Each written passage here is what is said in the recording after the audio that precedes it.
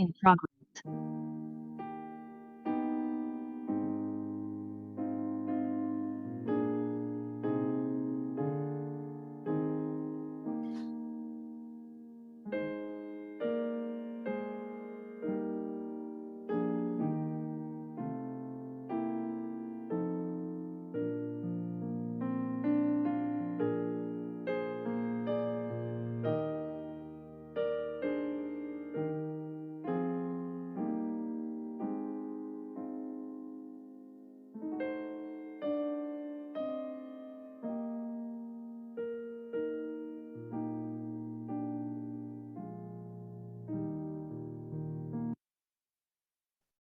네, 여러분 안녕하세요.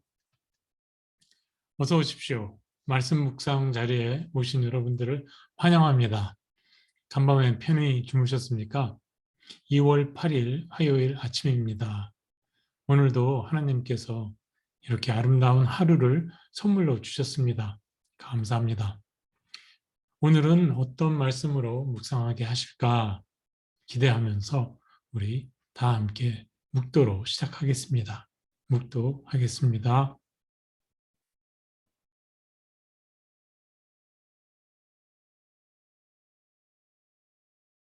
하나님, 저의 깊은 잠을 깨워주셔서 이 열린 새 하루, 새 아침으로 초대하여 주심을 감사드리고 특별히 주님의 말씀의 전으로 인도하여 주심 감사드립니다.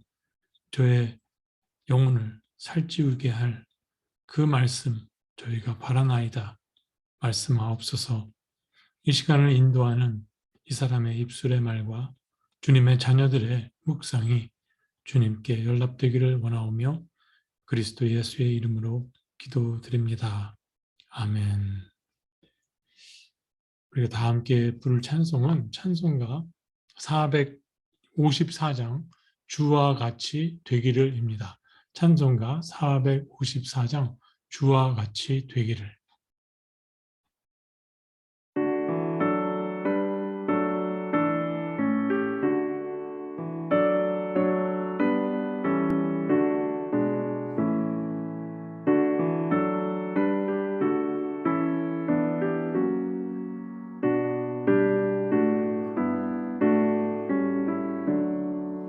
주와 같이 되기를 내가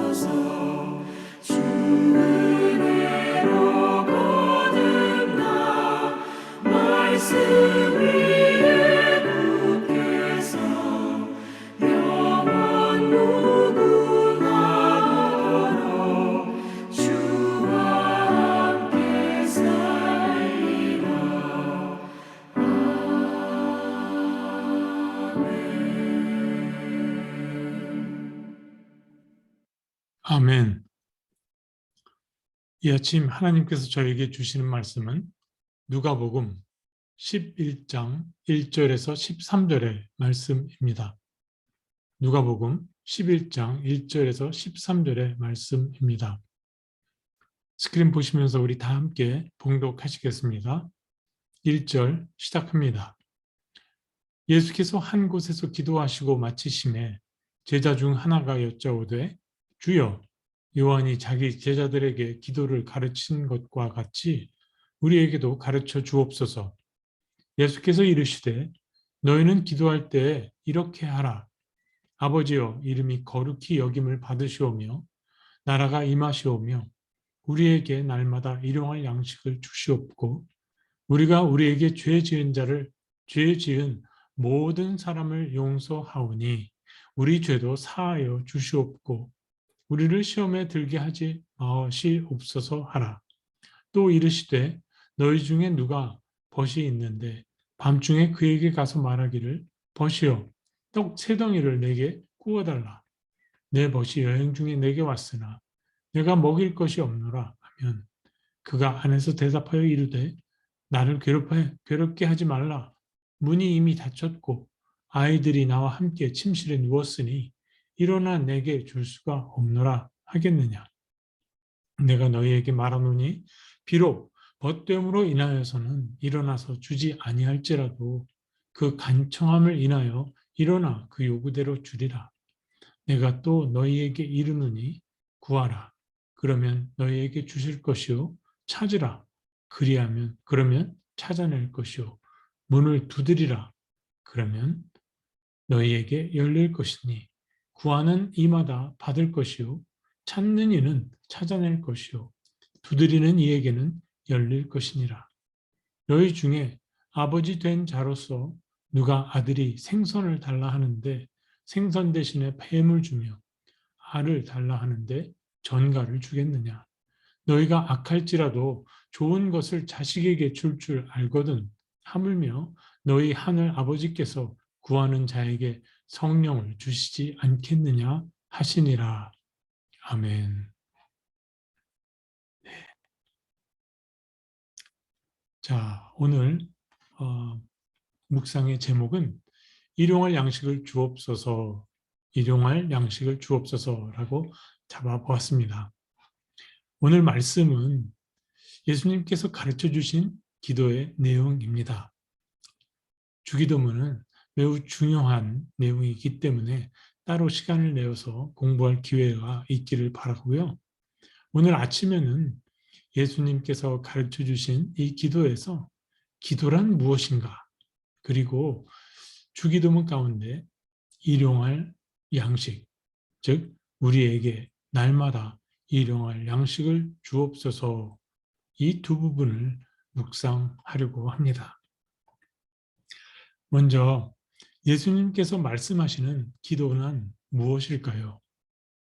자, 기도는 우리 기독교에만 있는 것일까요?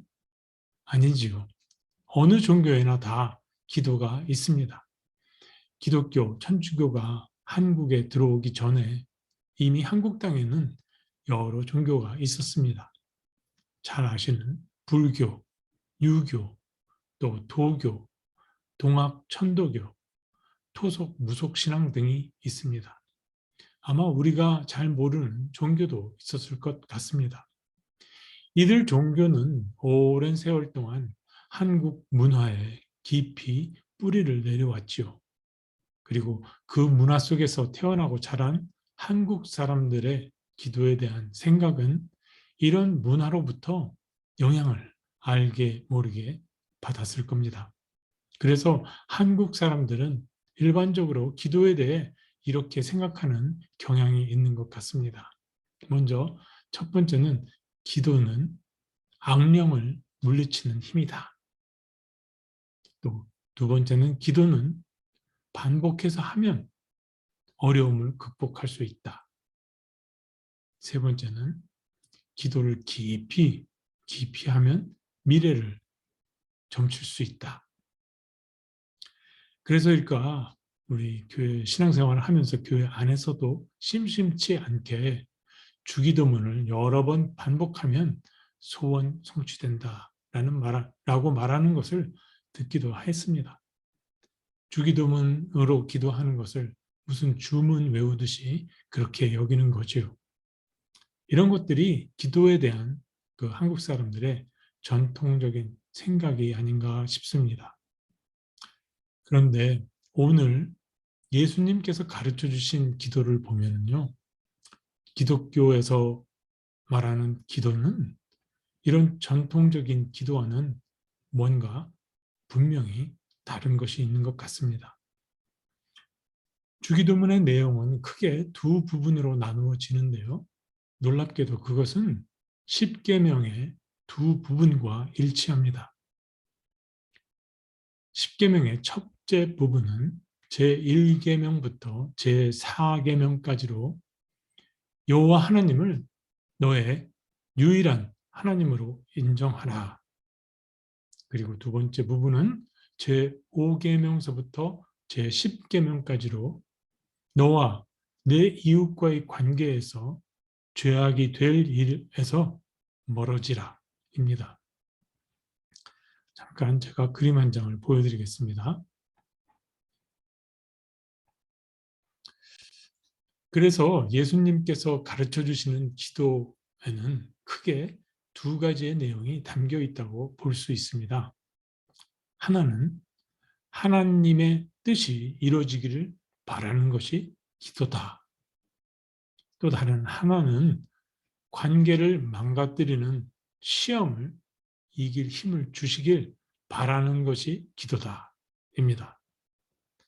예수님은 나중에 이것을 아주 적극적이고 능동적인 두 개의 계명으로 말씀해 주십니다. 잘 아시는 너의 하나님을 경외하라. 그리고 너의 이웃을 내 몸처럼 사랑하라. 바로 이 두 계명이죠. 예. 이렇게 보니까 여러분 어떻습니까? 예수님께서 말씀하시는 기도의 의미는 전통적인 기도의 의미와는 분명히 다릅니다. 어떤 점이 다릅니까? 네, 그렇습니다.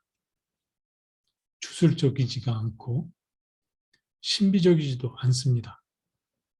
현실의 삶에서 우리가 할 수 있는 구체적인 역할과 참여를 강조한다는 것이죠.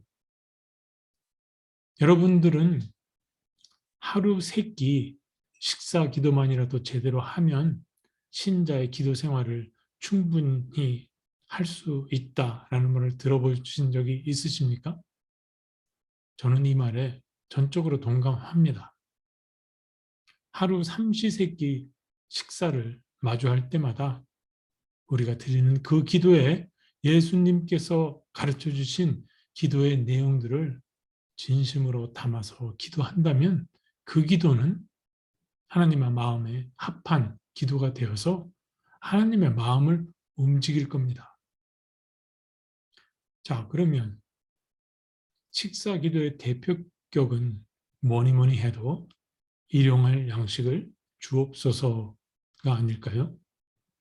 오늘 본문에는 우리에게 날마다 일용할 양식을 주시옵고라고 되어 있습니다.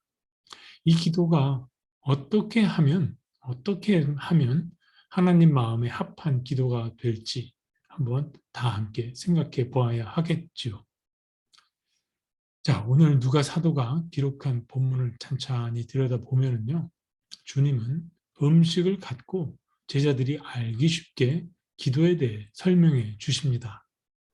왜 그러셨을까? 여러분, 제정 로마 시대, 그러니까 로마 제국 이 당시에는 모든 부가 이태리 로마로 집중되었습니다. 또는 로마 황제에게 충성을 맹세한 각 도시의 귀족층들에게 부가 편중이 되었습니다. 그래서 빈부의 격차는 그야말로 극심했습니다. 그리고 팔레스타인 이 지역에서는 기근이 자주 발생해서 민생들의 삶이 정말 가난했습니다. 문맹은 말할 것도 없고 먹고 사는 것이 정말 힘들었다는 말이죠. 그러니 먹거리의 대표격인 그 떡, 생선, 알 이런 것들을 들어서 기도를 비유해 주시니까 예수님의 가르침이 얼마나 귀에 쏙쏙 들어왔겠습니까? 그래서 일용할 양식을 주옵소서라는 이 기도는 정말로 이 당시 사람들의 이 마음의 밑바닥에서 우러나는 아주 간절한 외침이었다는 겁니다. 하나님은 이집트 노예 생활을 노예로 살아가던 이 이스라엘 백성들의 신음소리를 귀를 기울여 주셨죠. 그렇듯 이런 가난한 민생들의 일용할 양식이 없어서 배가 고파 신음하는 그 소리에 당연히 귀를 기울여 주셨겠습니다. 한국도 그런 시절이 있었죠.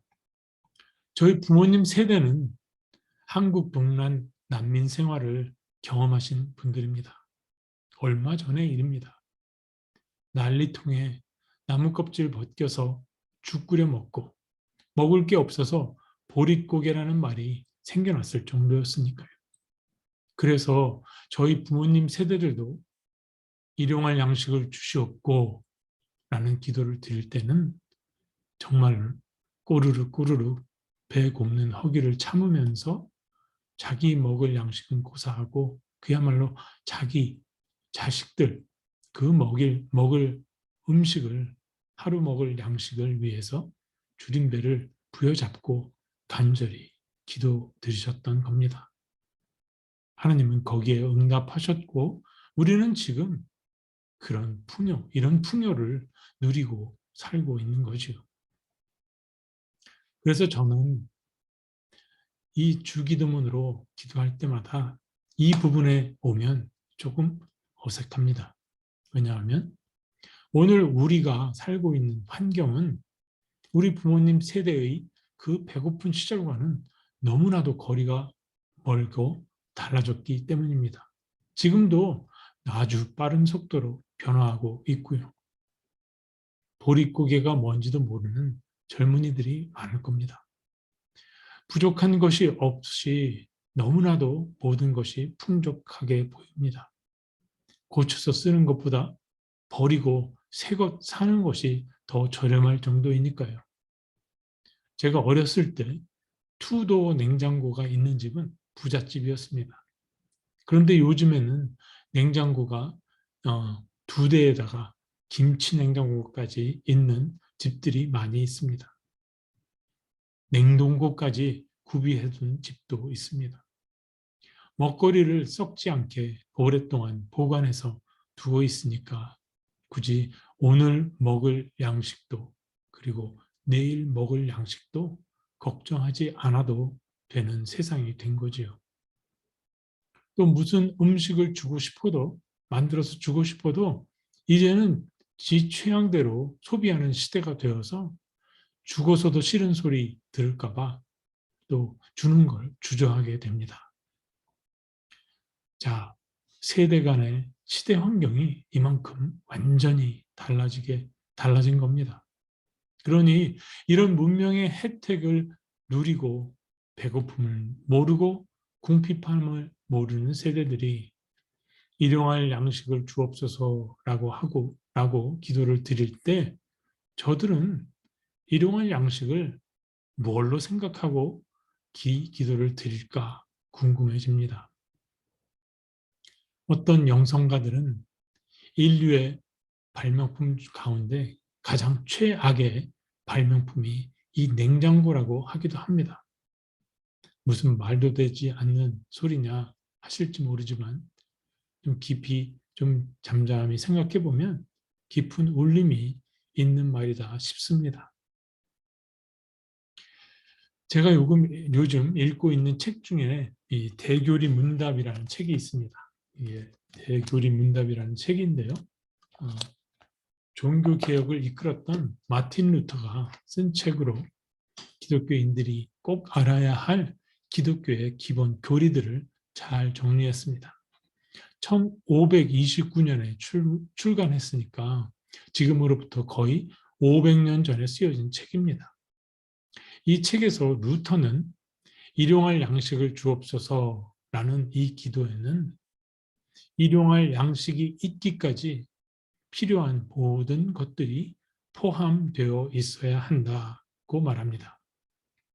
예를 들어서 우리가 주식으로 먹는 쌀을 생각해 본다면 햇볕, 바람, 비 이런 것들은 물론이거니와 토지와 농부의 땀, 또 적합한 기후와 계절 이런 것들이 포함되어져야 한다는 것이죠. 뿐만 아니라 전쟁이 없는 평화도 포함되어야 한다고 합니다. 전쟁이 터지면 아무것도 먹을 수가 없으니까요. 그러면 평화를 위해 애쓰는 정부도 이 가버먼트도 당연히 포함되어져야 하겠지요. 여러분, 쌀 한 톨의 무게라는 시를 들어본 적이 있으십니까? 오늘 아침에 소개해드리고 싶은데요.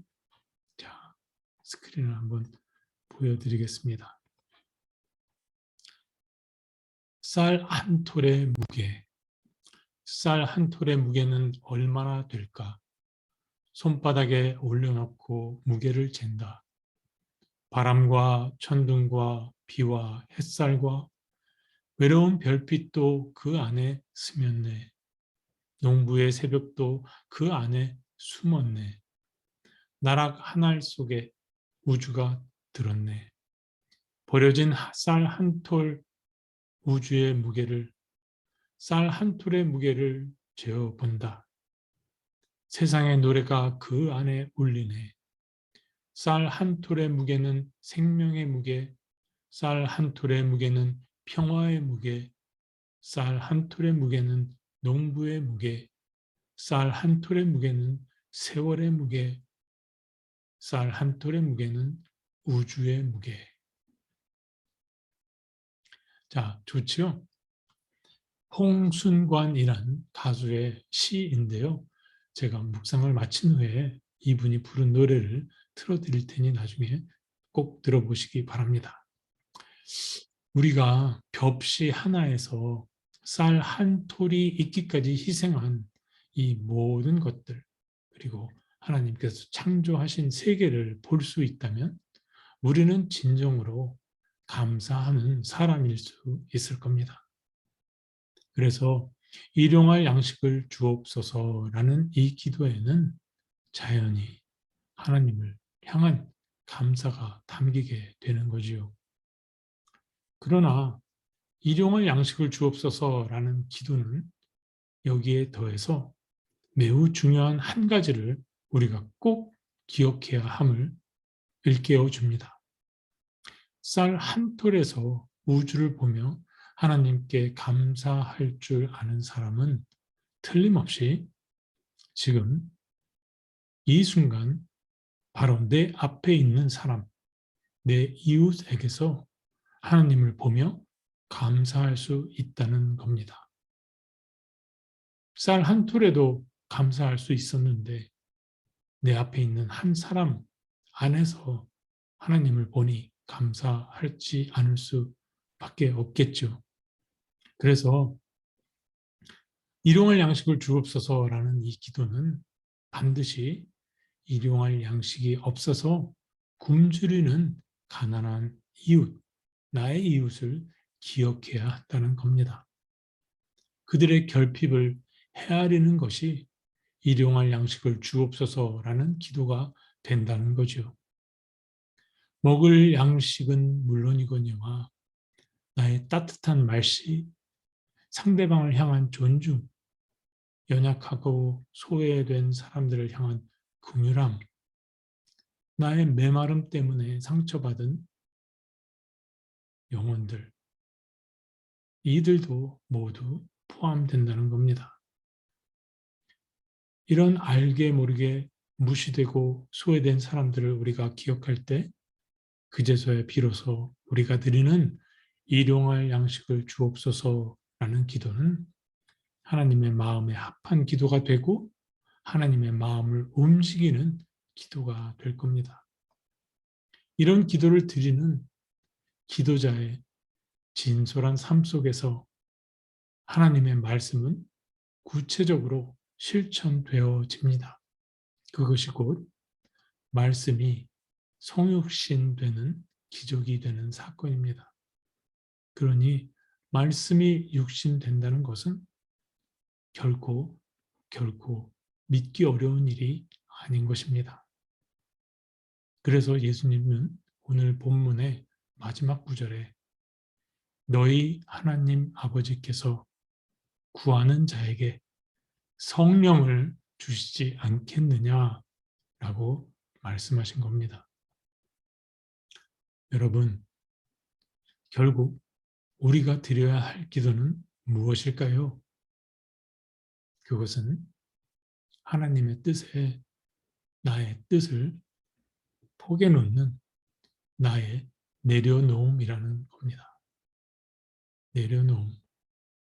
그 내려놓음의 과정이 곧 성령의 인도하심을 받는 과정이요. 또 성령의 인도하심에 순종하는 기도자의 삶이 곧 이 땅에서 하나님의 나라가 건설되는 그 역사인 것입니다. 하나님의 이름이 거룩히 여김을 받는 하나님의 나라가 임하게 되는 겁니다. 이것이 오늘 예수님께서 우리들에게 가르쳐 주시는 주님의 기도에 담긴 참 의미라고 생각합니다. 오늘 말씀 기억하면서 함께 기도하겠습니다. 하나님, 기도를 한다면서 정작 무엇을 위해 기도했는지 돌아다 봅니다. 나의 부족함, 내 결핍, 내 고통에만 집중해서 그것들을 채워달라고 기도했습니다. 이미 풍성히 누리고 있는 은혜를 당연하게 여겼고 고통받는 이웃들의 삶이 나의 삶과는 아무런 상관이 없다고 여겼습니다. 쌀 한 톨에 그 모든 것이 하나로 연결되어 있음을 보지 못했습니다. 주님, 회개합니다. 하나님, 그렇지만 저희에게 이 아침에 오늘 일용할 양식을 주옵소서. 내 입에 들어갈 쌀밥 한 톨 한 톨마다 배어있는 소리 없는 은혜와 사랑에 감사하게 하소서. 그 감사함으로 거리를 두고 살았던 가난하고 연약한 이웃들에게 다가가렵니다. 가서 그들의 결핍과 부족함을 채우렵니다. 주님, 이 힘과 능력을 저희에게 부어 주시옵소서. 하늘에 계신 우리 아버지요, 이름이 거룩히 여김을 받으시오며 나라 임하옵시며 뜻이 하늘에서 이루어진 것 같이 땅에서도 이루어지이다. 오늘날 우리에게 일용할 양식을 주옵시고 우리가 우리에게 죄 지은 자를 사하여 준 것 같이 우리 죄를 사하여 주옵시고 우리를 시험에 들게 하지 마옵시고 다만 악에서 구하옵소서. 대개 나라와 권세와 영광이 아버지께 영원히 있사옵나이다. 아멘. 네, 오늘 아침 말씀 묵상 마치겠습니다. 끝으로 약속드린 대로 홍순관님의 쌀 한 톨의 무게라는 노래를 틀어드리고 마치도록 하겠습니다.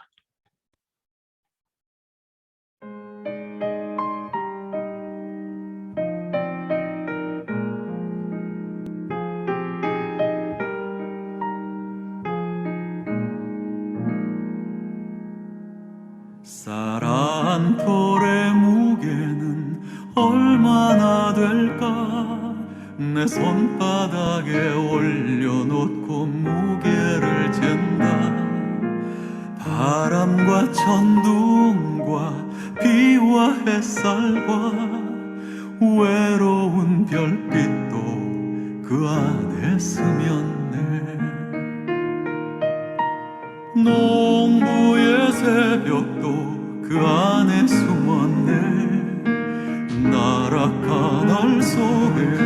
우주가 들었네. 버려진 사랑돌 우주의 무게, 사랑돌의 무게를 재어본다. 세상의 노래가 그 안에 울리네.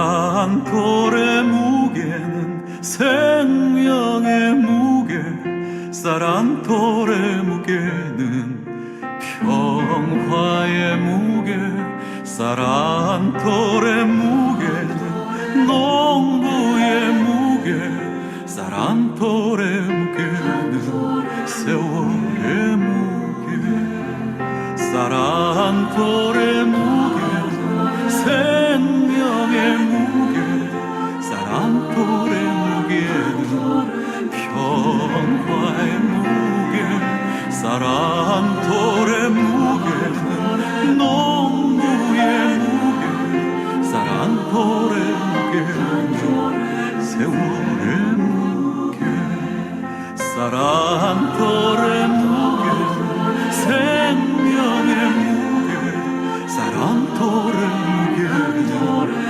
평화의 무게, 사랑돌의 무게는 농부의 무게, 사랑돌의 무게는 세월의 무게, 사랑돌의 무게는 세월의 무게.